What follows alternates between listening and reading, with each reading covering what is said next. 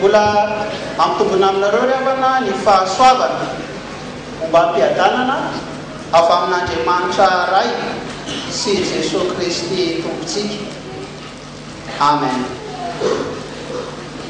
Amin'ity an'ity isika ry havana dia mbola ao anatin'ny fandinihana ilay loha-hevitra diniantsika nandritra n'ity volana ity eo amin'ny sehatra ny F.J.M manao hoe mamonjy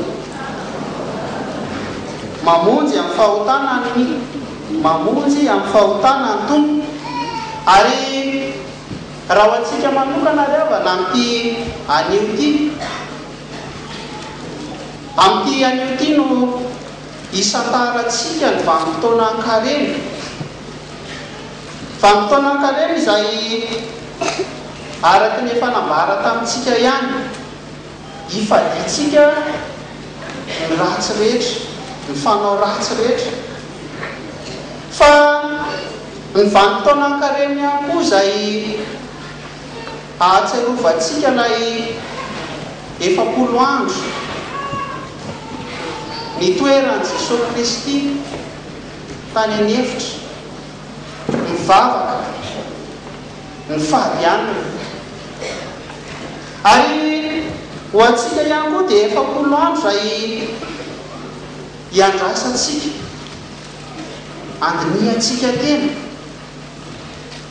fiomanantsika ho amin'ny andron'ny Pasika rehefa afaka izao 7 andro izao. Ao anatin'izany havana dia betsaka ny fanao ny fiangonana hafa. Fa raha ho antsika manokana ny vanim-potoana an-karena ihany koa dia vanim-potoana izay iorenana tsara, hanamafisana ny fitiavam-bavaka,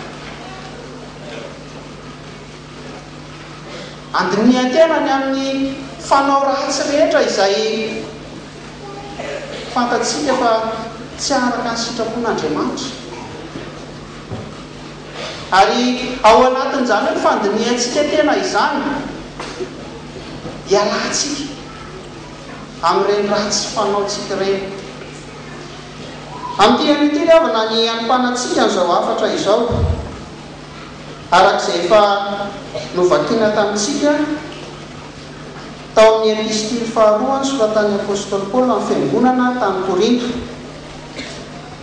Ary ny tena ho raisintsika amin'izany ry havana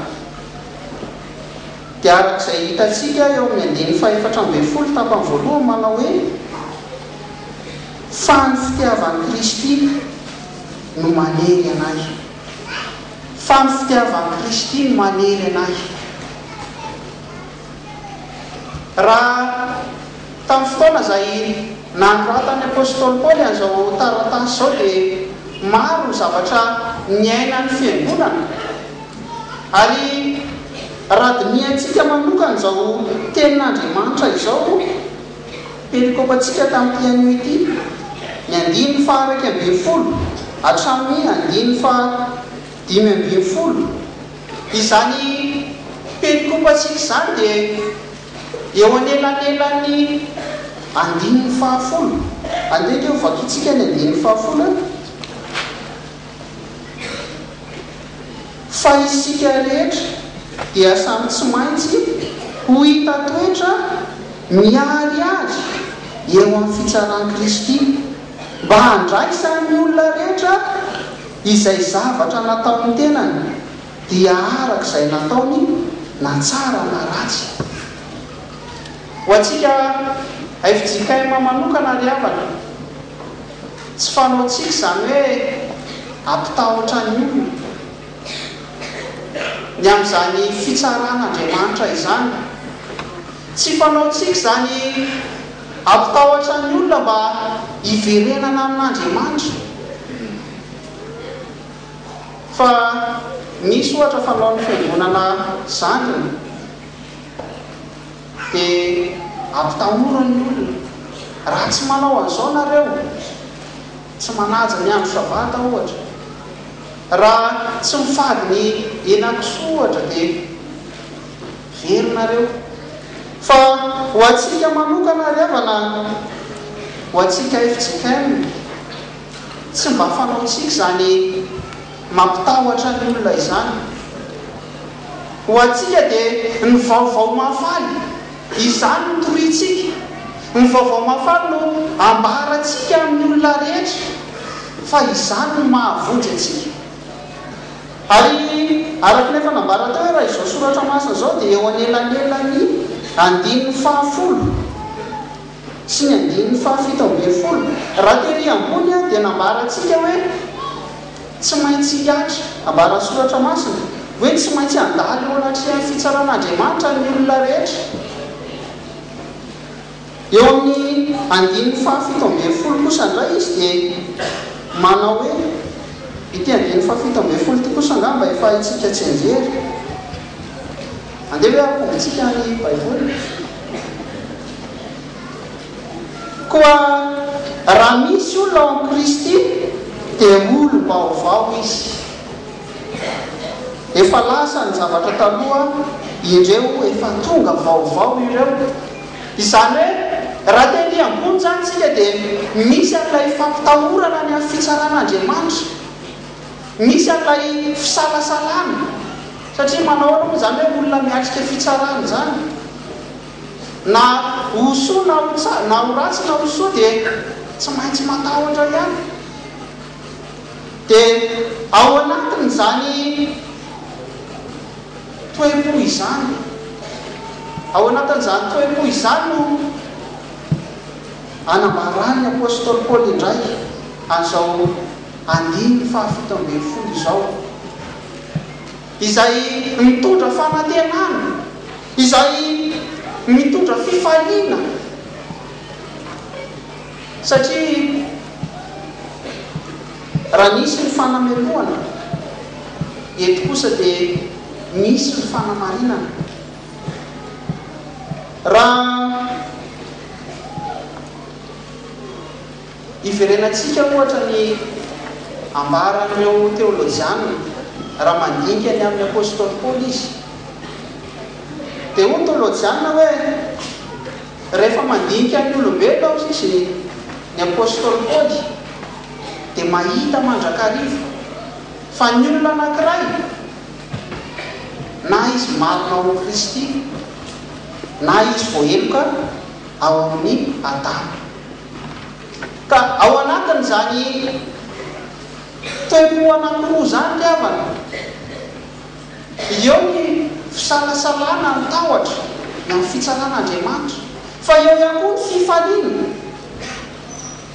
Ao anatin'izany no anambarany apôstôly Paoly ny amin'izao fitiavan'ny Kristy izao, fa ny fitiavan'ny Kristy, ny fitiavan'ny Kristy no manery anay. Dia misy ryavana raha ny fitiavan'ny Kristy manokana no idiniana, manao ana moa zany hoe fitiavan'ny Kristy izany. Raha eto amin'izao soratra masina izao dia ambarany hoe ny fandoran'ny Kristy tena, fa raha ho atsika manokana ryavana, indrindra ho atsika FJKM, ho atsika izay mino fa Jesosy Kristy dia sady tena Andriamanitra, fa Jesosy Kristy ihany koa ilay nanolotra ny tenany, ary nanafoana ny tenany mihitsy ary nanetry tena tonga olombelona niara-ny aina tamintsika. Efa haitsika tsara ilay ao amin'ny Filipianina 4:9 manao hoe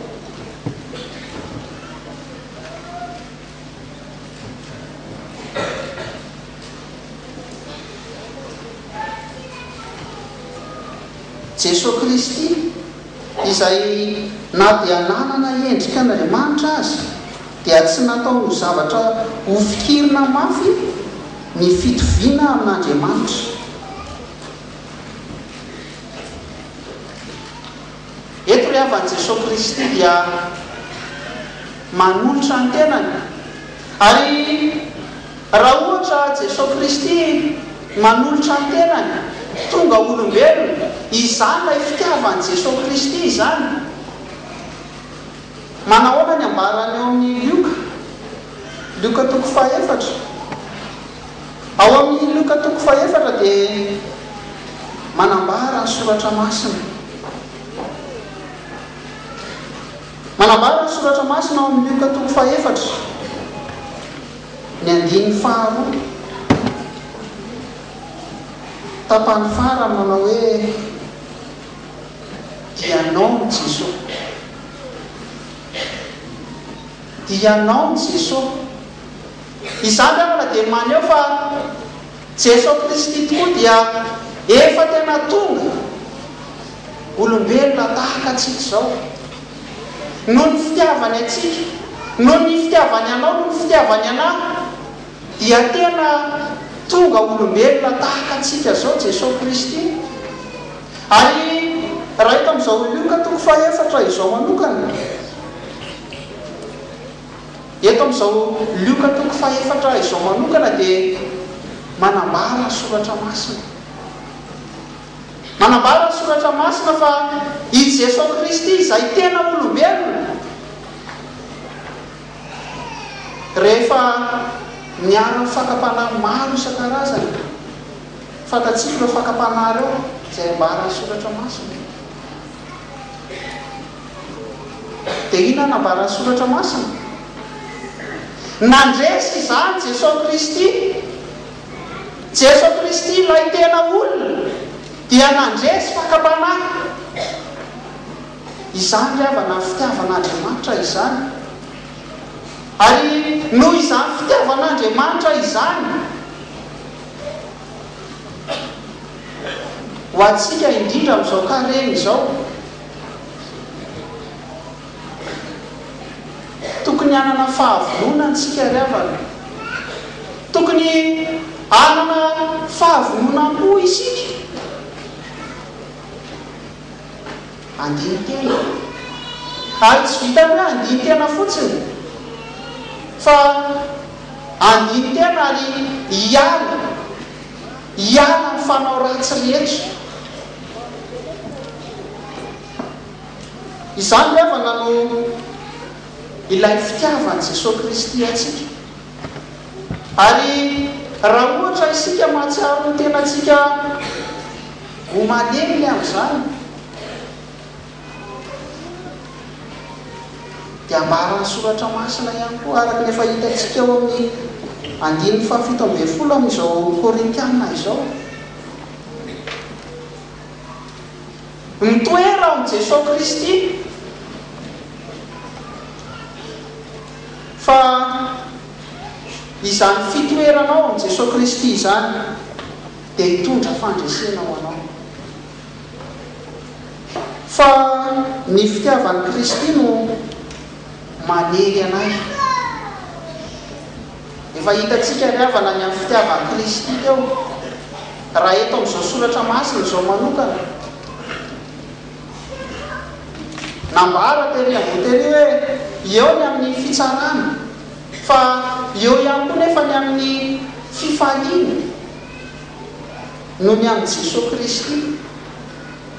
Ao anatin'izany ry havana no ananantsika ihany koa, satria isika efa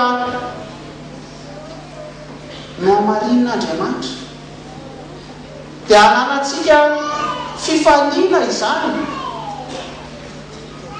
Voalohany indrindra naharesy ny fahotana isika, fa faharoa ry havana rehefa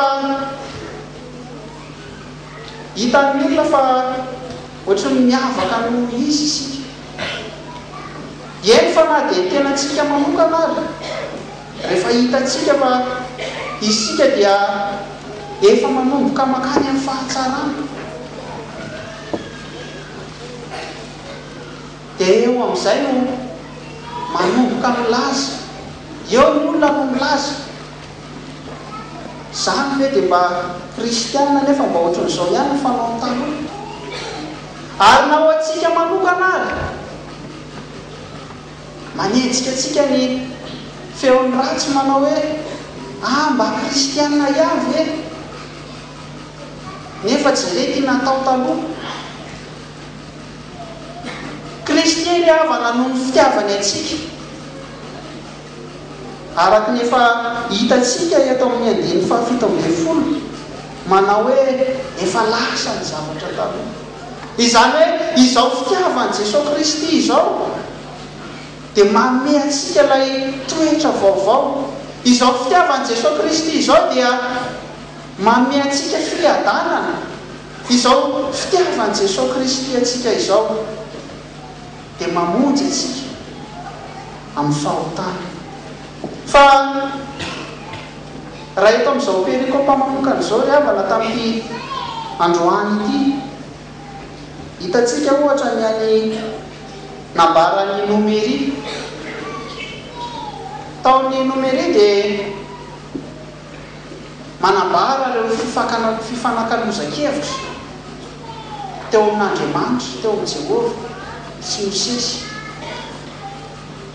Ary ety dia mahatsiaro an'ilay nambara ilay mpandinika politika manao hoe ho atsika aty Afrika ao izy raha tonga eo amin'ny fitondrana ny olona anankiray filoham-pirenena zany. Ao anatin'izany izy dia mitombo harena fa ny vahoaka kosa dia mahantra ny mahantra. Fa eto amin'izao soratra masina izao ry havana eto amin'ny Nomery kosa izay. Eto amin'ny Nomery dia nambarany Jehova hoe anao mihoatra mahery ary andringana kosa an'ity zanak'Israely maditra ity. Dia ahoana ny nataony Mosesy ry havana?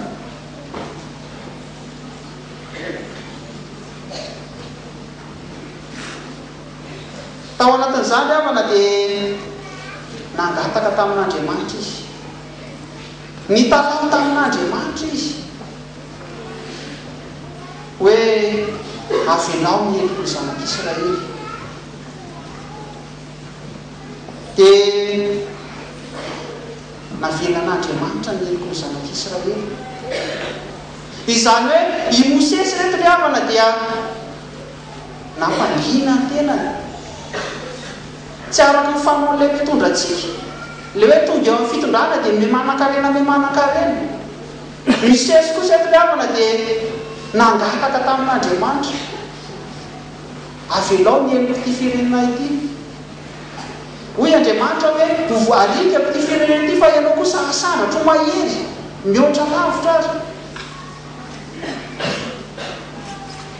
Dia fanohatra tamin'izay no nataony Mosesy.